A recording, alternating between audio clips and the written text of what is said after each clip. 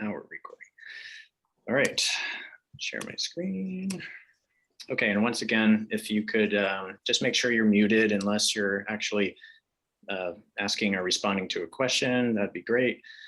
Feel free to keep your cameras on though, just so we can see you. But welcome everybody. If you're just joining, my name is Zach. I'm the clinic owner at the Seattle Egoscue Clinic. And Martin from the Portland clinic and I will be hosting this. So today we're kind of focused on back pain, and it's okay if you don't have any back pain right now, but I'm sure most of you have experienced some at some point in your life. You know, this is going to be applicable to you even if you don't have back pain. Well, Egoscue kind of covers the whole body, but specifically we're talking about backs today. I had a question in the chat, planning on being just an hour. So we should be done by the end of the top of the hour here, maybe go a little bit over if there's questions, but plan on an hour today. Okay, so we've got some diagnoses up there, some probably the more typical conditions that we see in the clinic. I just listed off kind of some of the more common ones, but who here sees something on that list that maybe you have or that you think you might have or been diagnosed with? Anybody? Probably. Degenerative disc. We see a lot of sciatica, scoliosis. You may have all of those things too. That wouldn't be surprising. Yeah, we got some comments here: stenosis, sciatica, arthritis. Yep, arthritis. Okay, so these are just as all they are is symptoms. Really, they're conditions. They describe, you know, what is happening at your body. But the important thing here is that they don't talk about, or they don't really tell us the why, right? So if you've been diagnosed with these things, you want to make sure that you're figuring out why you have them, and if that's causing you pain, then what you can do about it. You need to figure out the why versus just trying to treat the symptoms. So I like sharing this. I know I won't get too technical here, but just don't focus on all the fancy words. But if you just look at the table here, you'll notice it's sorted by age group, so 20s through 80s.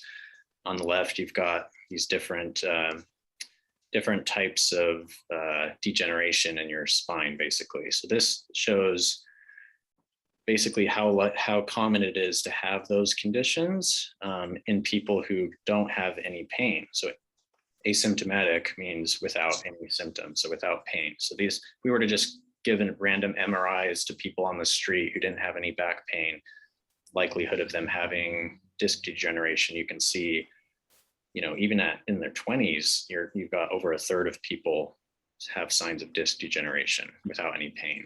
You know, by the time you get into your 60s and 70s, you can see the numbers, basically everybody, right? And these are, once again, people without pain. So the reason I'm sharing this is just to get you thinking that, okay, maybe you've had an MRI or an X-ray and your doctor's told you all these scary diagnoses, and it seems like, oh man, I'm really messed up and I need to have surgery or whatever. May not be the case. You know, a lot of this stuff is pretty normal and pretty common, and doesn't necessarily mean that you have to be in pain. So if you think that your disc bulge, which, you know, plenty of people have without any pain, if you think that's causing your pain and you go and have a surgery to remove it, well, you know, what are the likelihoods that that's not really going to fix your problem and you'll still have pain? Because, you know, so just something to think about. Oh, we had a question. What is spondylolisthesis besides a mouthful?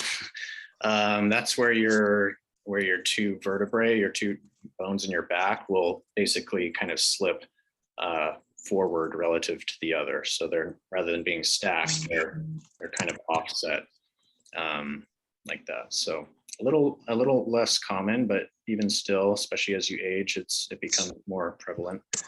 So, okay. So what is pain then? If it's not, if we're claiming here that, it's probably not really caused by what you see on an MRI, which by the way, it can be. I'm not saying it never is. Like there definitely are cases where you have some significant findings on your MRI that do relate to your pain and should be taken care of. But we're just saying in general, like we want to make sure we're really covering all our bases here. And so we think of pain as a little bit differently. I like cars, and so I like this car analogy of a check engine light. It comes on your dash. Maybe everything seems to be running fine, but that light comes on. So what do? Well, hopefully you don't ignore it. Hopefully you go have it checked to see what it's telling you, versus you could just ignore it. You could even cover up the light so it's still there, but you just kind of masked it so you don't see it anymore. Similar to how we take maybe some pain medications to mask the pain without really treating the why or figuring out why the pain is there. So, and pain doesn't necessarily mean there's any damage. It's just a warning. It's just telling you, okay, something's not working right. You need to pay attention to this or do something differently. If you don't heed that warning light, then maybe down the road there will be damage, there will be consequences, but pain is our body's one of our body's early warning signals. So what's the cause of the pain? Is it our age? Is it our genetics? Maybe our jobs?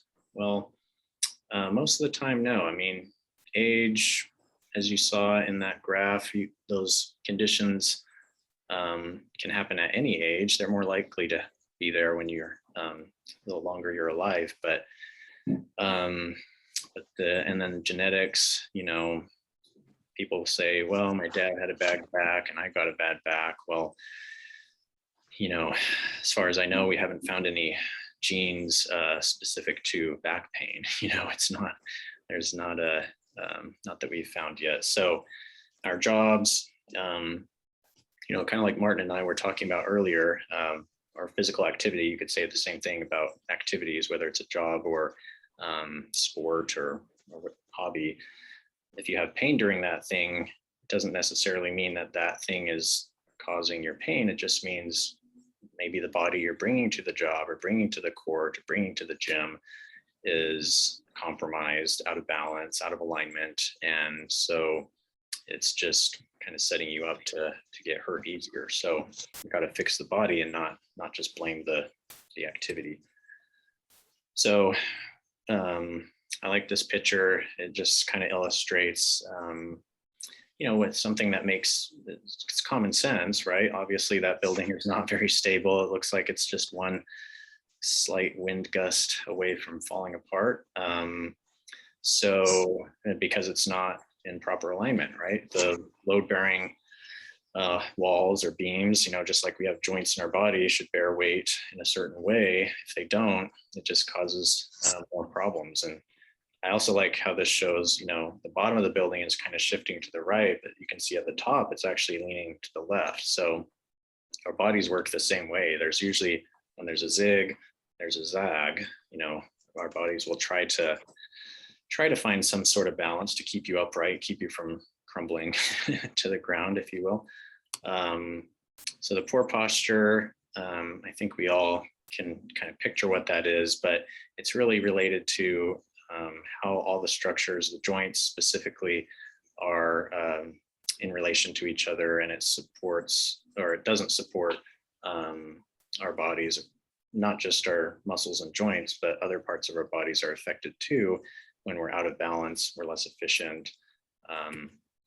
Good posture, obviously, on the other hand, is described with balance and protecting, stable.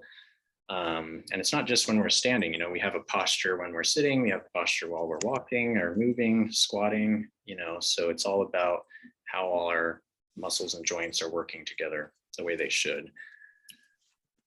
Which is, we're designed to move, right? We're not really designed to be this sedentary lifestyle that we have now. We all were probably more active when we were little, right? You can remember playing all the time. Maybe you did sports or when you were really little, you probably never stopped moving if you're like my kids.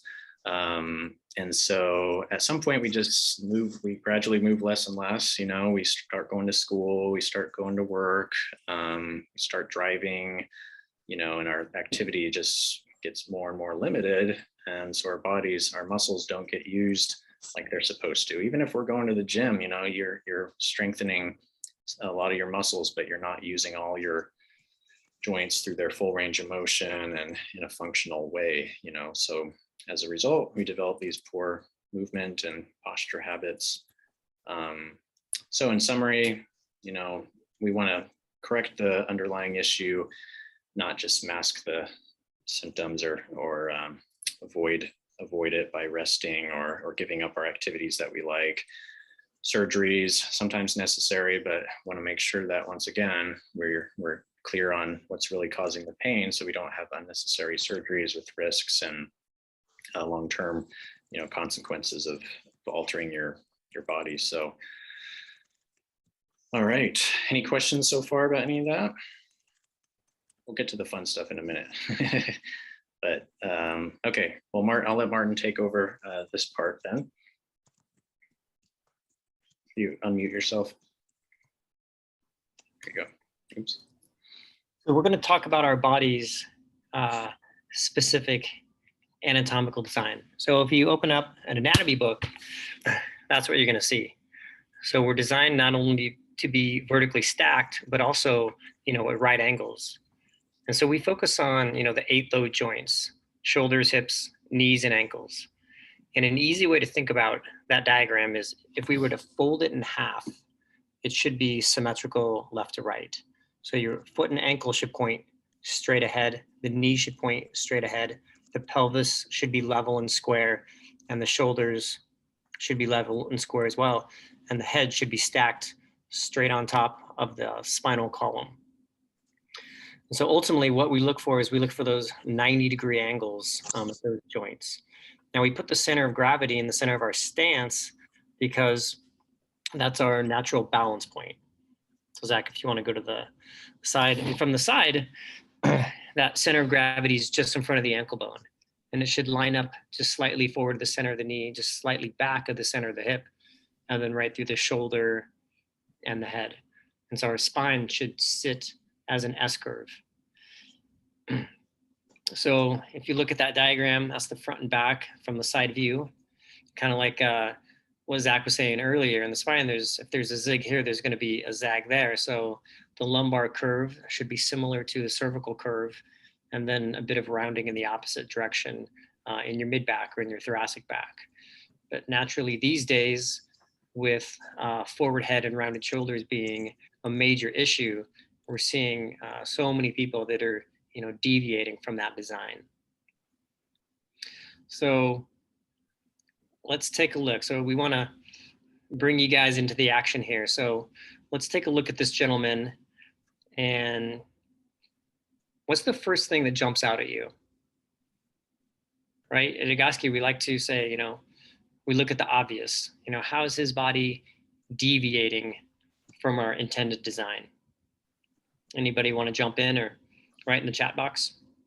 The red line doesn't go down the middle of him. Hi, Cynthia. Hello. That's great. He's Right offset. His right hip looks elevated. Yeah, great eye, Kathleen. Thank you. Right hip is elevated. Anybody else? What do we see from the side?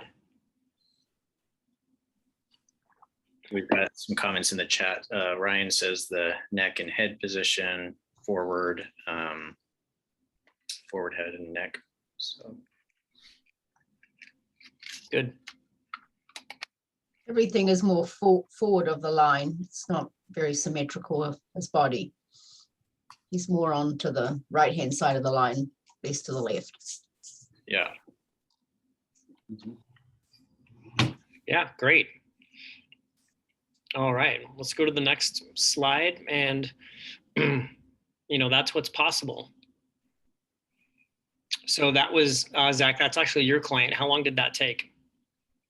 It was, I don't remember the exact number of weeks, but it was, you know, within 8 sessions, you know, our typical 8 session.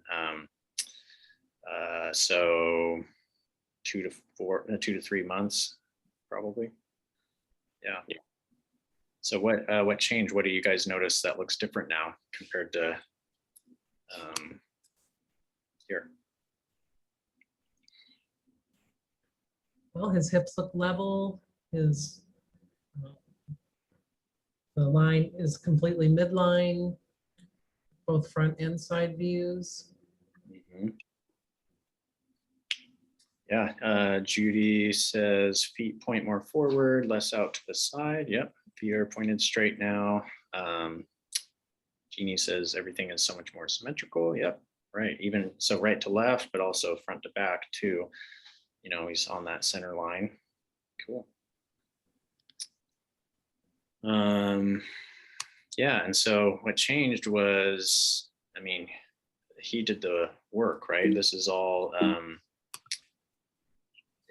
really him doing the work every day of doing these exercises to correct his muscle imbalances. That's all it is. You know, there's nothing inherently wrong with his body here, right? It's just out of balance. You just, over time, he's learned some compensations and, you know, imbalanced movement patterns and things. So now his body's in that position.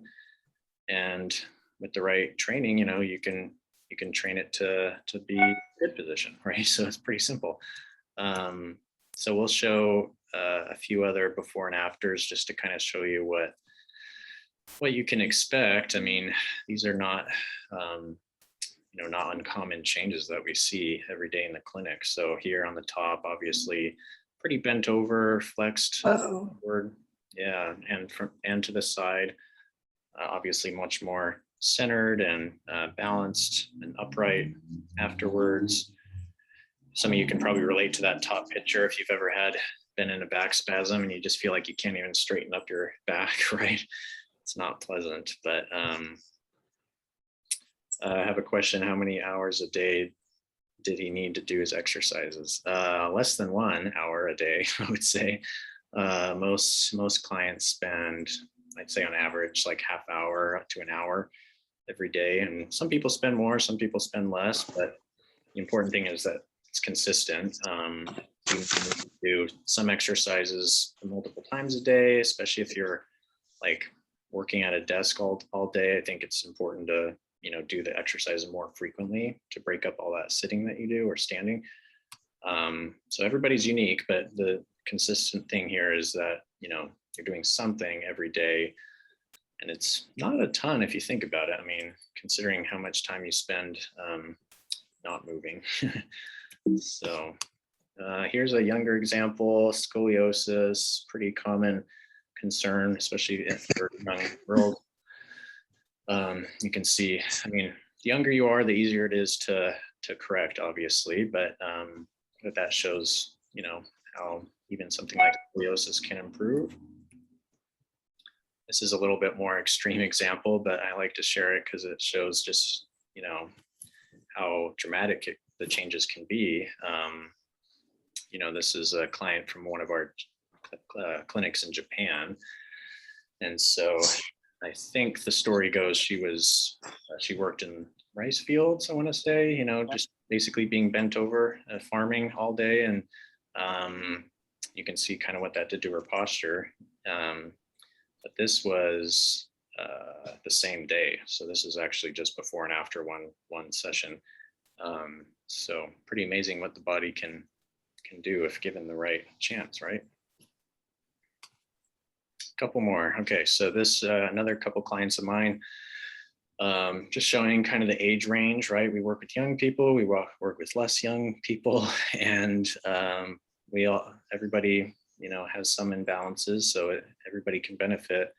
These people were both active. They both had pain because of their postural issues, and they're both obviously doing much better now. And you know, this lady on the right, one of my favorite clients, she's like 80, in her early 80s now. She's an avid hiker and photographer, and so she hikes up in the mountains and takes pictures and puts them on her website. It's really cool that she does that. But you know, her back pain was starting to interfere with that and keep her from doing the things that she likes to do. And so you know, maybe some of you can relate to that, how you've probably had to give up things that you enjoy because it just hurts, you know, and you have to stop doing it, or just grin and bear it, which is not enjoyable. So it doesn't have to be. Zach, I'd like to jump in here real quickly and just say one of the things that is still a focus of mine is just when you look at the before and after, how much healthier people look when they're in alignment and they're vertically stacked. They just look more robust and stronger. Yeah, I mean, she looks probably like 10 years younger in her after photos, right? So it definitely, your posture definitely says a lot about you. All right. So now for the fun part, everybody gets to try this out. Martin's going to lead us through a couple, a test, and then a couple simple exercises. And we chose some exercises. Obviously, everybody here is in a different situation, so these may or may not be the best exercises for you, and that's okay, you know. But we tried to pick some that everybody could at least try. If any of these cause you pain, then let us know. Stop. You know, we don't want to push through the pain, but we can give you some more personalized advice after. But just know that these are generic exercises, but just to give you a feel for what's possible. So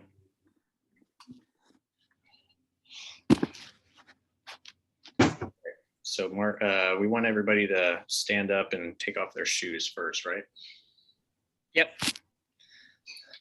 Well, shoes and socks. Yeah, socks are fine, but no shoes.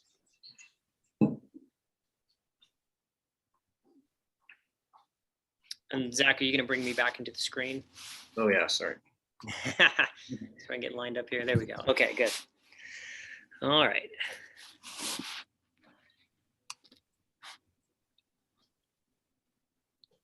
So everyone stand up, shoes off. And the first thing I want you to do is walk in place and just allow your feet and your knees to go wherever they'd like to go. And then stop. And then what I want you to do is tune in to the weight distribution in your feet. So left to right, front to back, inside to outside, right? And feel where your body's heavy in your feet, where it's light, and then take a look at your feet. And are they lined up? Are they pointing straight ahead? Are they turned out? Is one turned out more than the other? Is one turned inward? Is one in front of the other, right? If you have a twist in your hip, one can be positioned forward. So get a sense of that load and the weight bearing and the position. And now what I want you to do is turn your feet 12 o'clock so they're pointed straight ahead. And for some of you, it might feel like you're pigeon-toed. So you're going to line them up in this plane. Martin, I'm just curious to get some feedback. What are people feeling? Are you know, as you tune in, what you know, does anybody feel like maybe heavier on one side or more on the front of their foot? You know, what do you notice there? Go ahead and share. So, Margaret, did you raise your hand? I didn't, but I can. Yeah. I did notice my right foot had a slight outturn. Okay, turns out a little more on the right. And then I can feel my left calf is tighter than my right calf. Okay, so it sounds like there's some differences right to left for sure. Does anybody feel heavier on one foot than the other?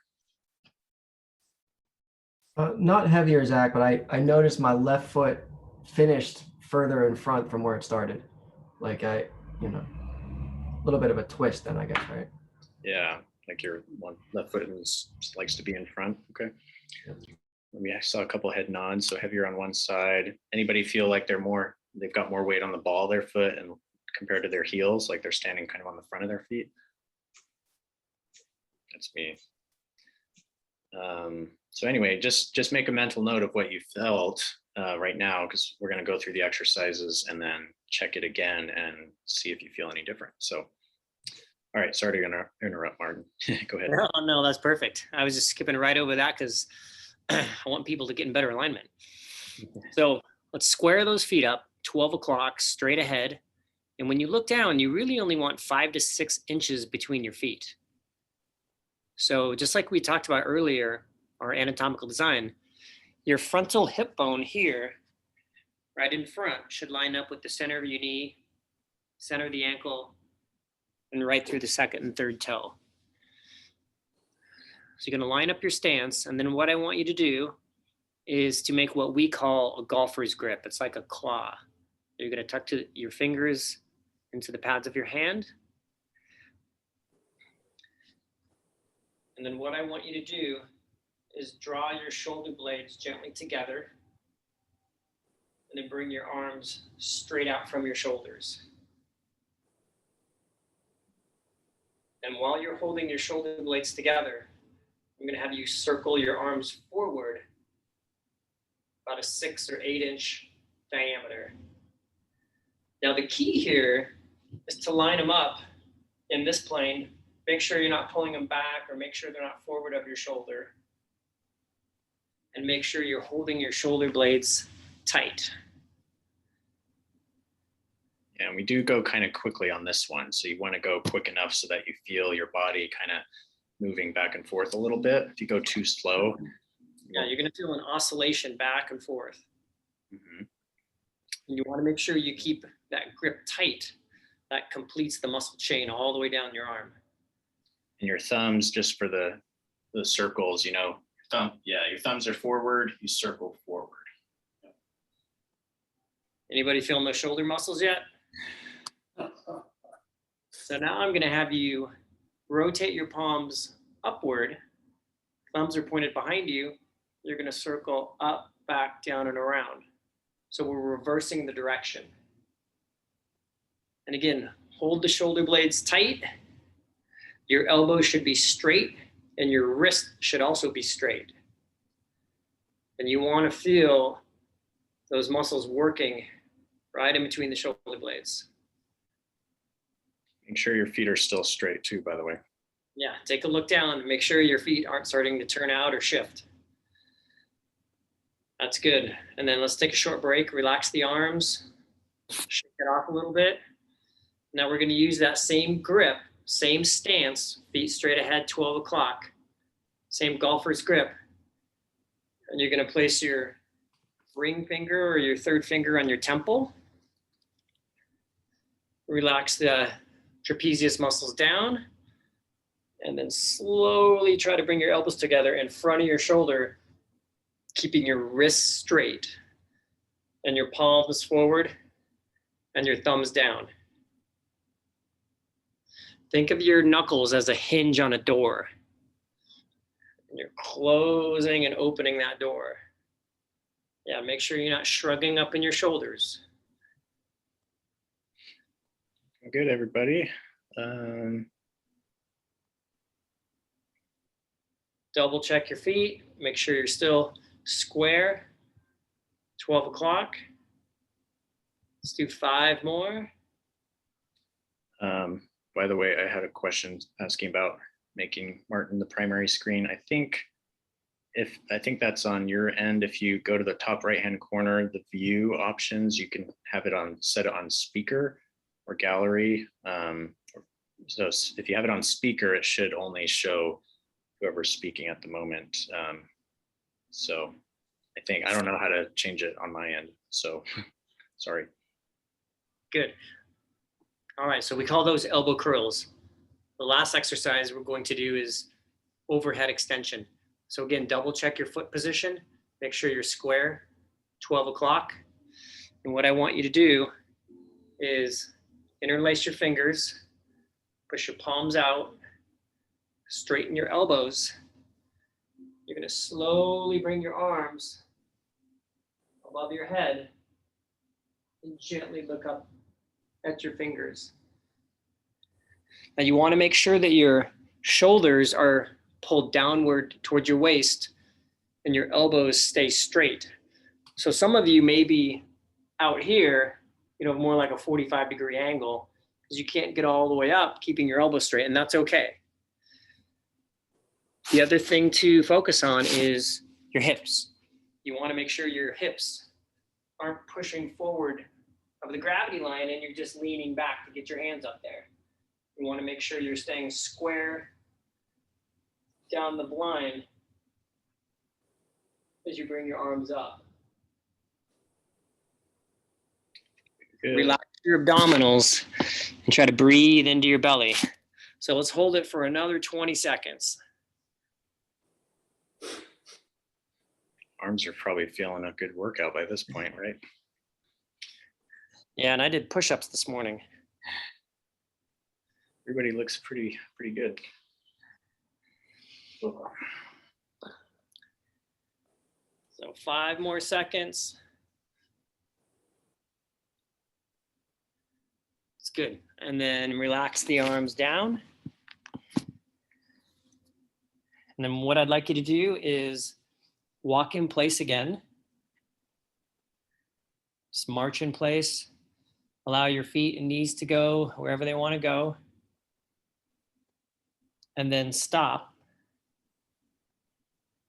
And take a look down and let's see if your feet are maybe a little straighter, or maybe if you feel a change in your weight distribution. Anybody feel a shift there? Cynthia, yeah? Anybody else feel a change? Leanne, James, yeah, go ahead and share. Unmute yourself. Tell me what feels different.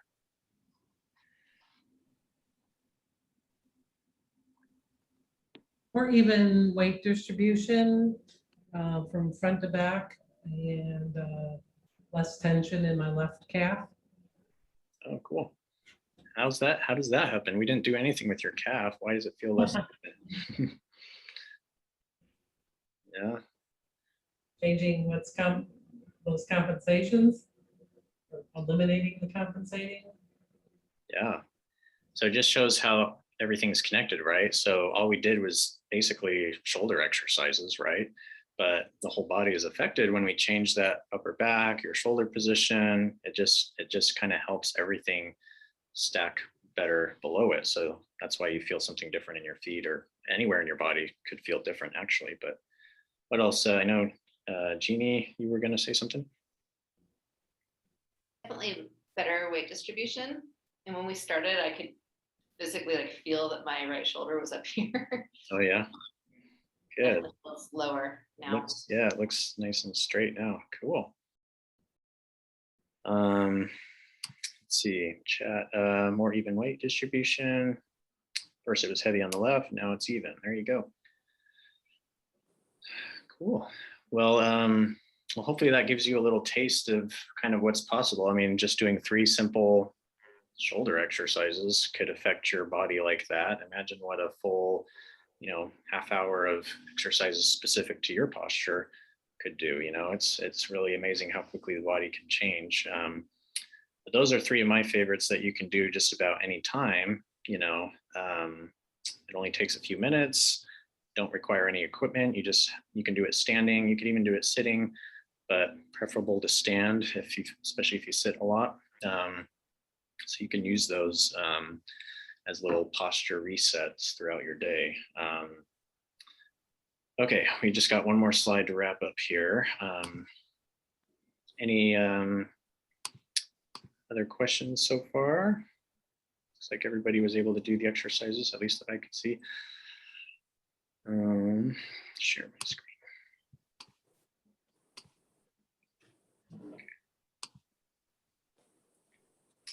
All right, so what are you supposed to do now?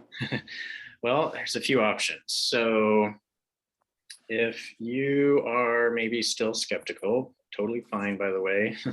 It's good to want to seek out answers and kind of fact check and things. So I think the best resource, honestly, is the from the mouth of a founder himself, Pete Egoscue, who wrote several books. We mentioned at the beginning, Pain Free is probably the one to get if you just have one. But read the first few chapters. It's really pretty easy book to read. And it'll talk more about kind of how Egoscue works and why. And but then there's a chapter dedicated to each body part. So you could go to the back chapter, you could go to, maybe you've got foot issues or neck issues. There's a chapter for all that. And you can try some exercises specific to your concerns. And you can get the book on Amazon for like $15, by the way. Now, maybe you're feeling like, okay, this makes sense. Like, yeah, I felt some differences, but still don't quite understand how my posture relates to my stenosis or my whatever, I just have some more questions. You want to talk one-on-one, totally happy to do that. We're offering free posture evaluation. So what that entails is basically we'll look at your posture, we'll take some photos, and you can do it on Zoom or in person, by the way. And we'll just look at the posture photos together and help you understand exactly what's going on with your posture and how that might be related to your pain, and help answer your questions. Now, the third option, of course, is if you're ready to start and you feel like, okay, this really makes sense, and I think Egoscue can really help me, and I want to make the progress that all these other clients have done, then go ahead and schedule an appointment with either myself or Martin, and we can get you started on that path. So we are offering a 10% discount off of our normal prices for you guys for participating in this class. So put the prices up there so you kind of know what to expect, but just a quick rundown of kind of how the process works. We didn't really talk about that, but basically, as I kind of alluded to, we always start with the posture evaluation. We look at how you're standing, but we also look at how you walk, how you move, your balance, things like that. And we should have a pretty good understanding of what is causing your pain. That's the first step. And then next step is, teaching you the right exercises to address your specific issues. So it's all one-on-one because everybody's body is different and different problems, So go through the exercises. You'll get instructions via an app or an email with videos and pictures, so you can be successful doing it on your own at home. And so expectation is that you're doing the exercises consistently every day, hopefully. And we usually meet about once a week in the beginning to make sure that you're, doing things correctly, first of all, because the form is really important. But then also as your body changes, you're going to get a little bit straighter, a little bit more balanced, a little less pain. And we want to reassess, make sure that, you're still moving in the right direction. And as some stuff improves, maybe something else becomes more of a concern, or it's kind of like peeling back these layers of compensations you've developed over the years. So that's why we work with, for most people, it takes 8 to 16 sessions to get out of pain. And then the next step of strengthening your body and getting back into those activities you love and just maintaining the progress you've made. So we meet weekly in the beginning and then typically start to space the sessions out once you're feeling good and working more on maintenance stuff. So that's just kind of the basic rundown of how it works. Can be done on Zoom just like this or in the clinic, either way. So yeah, hopefully I covered everything. Do you have anything to add there, Martin, or? Oh, you're still muted. Yeah, just want to say thank you for attending, and it was good to see some familiar faces and some faces I haven't seen in a while. Yeah. So if you have any questions, just reach out. Yeah. I guess I didn't put our contact info here, but you can go to egoscue.com and search for, based on your location, the nearest clinic. So either Portland or Seattle, and reach out to us through the website, or and phone numbers are online there too. Let's see if we have any. Oh, just some thank yous. So does anybody have any questions about anything that we didn't cover, specifics or anything about your pain or just anything related? Now's your chance. We got some time, so. Yeah, I have a question. Sure. I don't know if my video is, can you Yeah. guys see me and hear me okay? Yes, I Okay. can see. The arm exercises that we just did, can you do those sitting or do you recommend doing those standing only? You can't, you can do them both. You could, it just kind of depends on what your goal is, but for most people, standing is a good option unless, you know, let's say you had pain when you were standing, then maybe we would try sitting, or we wanted to work something else at the same time, we might try sitting or even kneeling. You could do it kneeling too, but yeah, you can do it either way. Okay, I guess what I was wondering is, will the results be the same throughout the whole body if you're sitting versus standing? Well, if you're sitting in extension, we didn't really talk about that, but if we do sitting exercises, most of the time we want to sit with that same S curve that we have when we're standing, right? So that means you have to kind of actively tilt your pelvis forward to place that curve in your lower back, because otherwise, if you're just sit relaxed, you tend to kind of slouch and have your back in a more of a C shape, flexed forward position. So as long as you're sitting, you know, with your spine in extension, you still want to make sure your feet are pointed straight, your knees are straight, so everything else applies. You're just seated. But yeah, you can get the same results seated too. It is going to be a little bit different, so you can try it both ways and see what you feel. You might feel that you work muscles a little differently when you're seated, for example. Yeah, good question. Zach, Yeah, hi Cynthia. is pain-free updated? My copy's real old. Is it still basically good, or have you all updated it?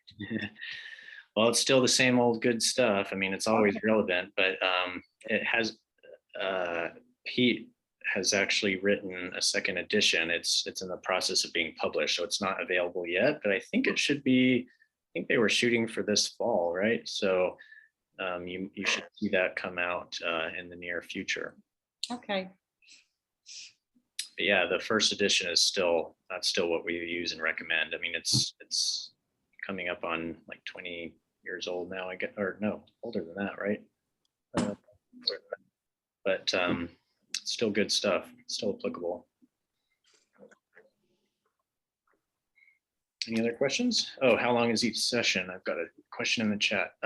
So first session is usually about an hour and a half, because we're going through your health history and getting to know you, and then going through your session. But typically follow-up appointments after that are about an hour. So. You have another question, because I have the pain-free book.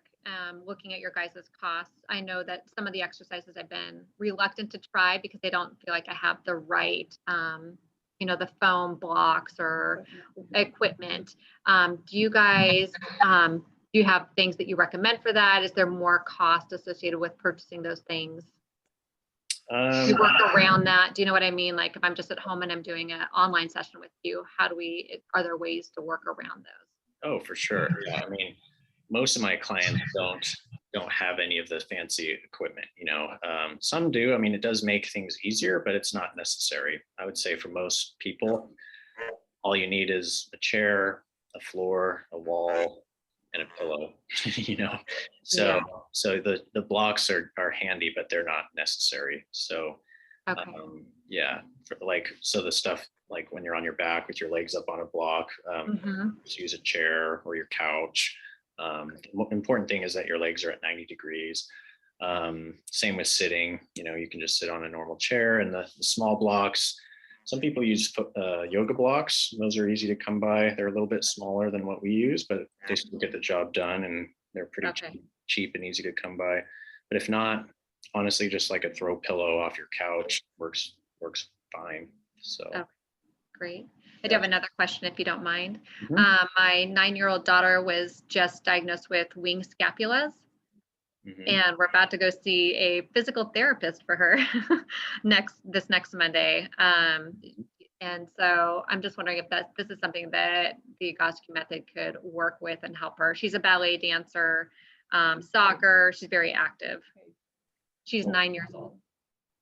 9. Awesome. Yeah, Martin, you want to answer that? We both have kids, by the way, but Yes, it absolutely can help. What we do at our house is we do exercises in the evening together as a family. I mean, I also do my, personal exercise program usually in the morning, and then at night we do it together as a family. And I have a different program for my daughter who is 7 and my son who is 12 because they have different issues. Mhm. So, and the winging scapula is definitely something that I can relate to Mhm. because my son has a little bit of that from being on Zoom too much last year compared to, being in the classroom. So he got a little lazy with his posture. So that's absolutely something we can help with. Okay. Wonderful. Thank you. Yep. yeah, and it's great that you're trying to, do something about it now. I think because that's when they're that young, like it's relatively easy to address things. I mean, the hard part is just compliance. Getting a 9-year-old to do the exercises. You have to find a way to make it fun, right? Yes. But their bodies adapt so quickly. Like it usually doesn't take much, right? I mean, they're not going to be spending an hour a day doing exercises. It may just be, three exercises. But their bodies will respond really well when they're that young. So Okay. Cool. Thank you. yeah, you're welcome. Do you have any, this is Judy, do you have any guidance or advice for those of us who at the end of the day are just sitting, sitting on, with a computer on their lap or watching TV or reading a book or whatever? I sometimes think that is the worst thing that we do all day. Yeah, well, I mean, obvious answer is just try not to sit as much, but I know it's just part of life, right? Like I'm not here to say you should never sit. I mean, I sit a lot as well, but I think finding ways to break up the sitting. So even if you are going to be sitting a lot, or if you're watching a movie or just relaxing at the end of your day, like that's fine. But maybe try a few of these exercises, or maybe something more specific to you, so that you're, at least when you're sitting, your body's in a more balanced position. So, sitting is not inherently bad. It's just if once again, if we take a body that's all crooked and out of balance and already under stress because we're in a bad alignment, we take and sit on that for hours at a time, it's definitely going to cause pain. But you correct the body, you correct the posture, and now sitting no longer is very stressful on the body, right? So my recommendation is just try to break it up, find excuses to get up and move a little bit more, or try sitting in different positions instead of being on the couch the whole time. Try sitting on the floor, or laying on the floor, or kneeling, or just get your body into different positions so it's not stuck doing the same thing for hours at a time. So Thank you. yeah, good question. Right. Any more? And I will be sharing the recording, Kathleen. I'll be sending that. So make sure I think everybody RSVP'd, so we should have your email. We've kind of made a roll of who RSVP'd. So if you're on the call listening and you haven't actually RSVP'd via email, I know some people joined through the Facebook group. Make sure you send me an email. So Seattle@egoscue.com. I'll put it in the chat. To go here, just want to let everybody know my next client is here. Thanks again for attending. And if you have any questions, don't hesitate to reach out to us. Cool. Thanks, Martin. All right. Yep. Enjoy your evening.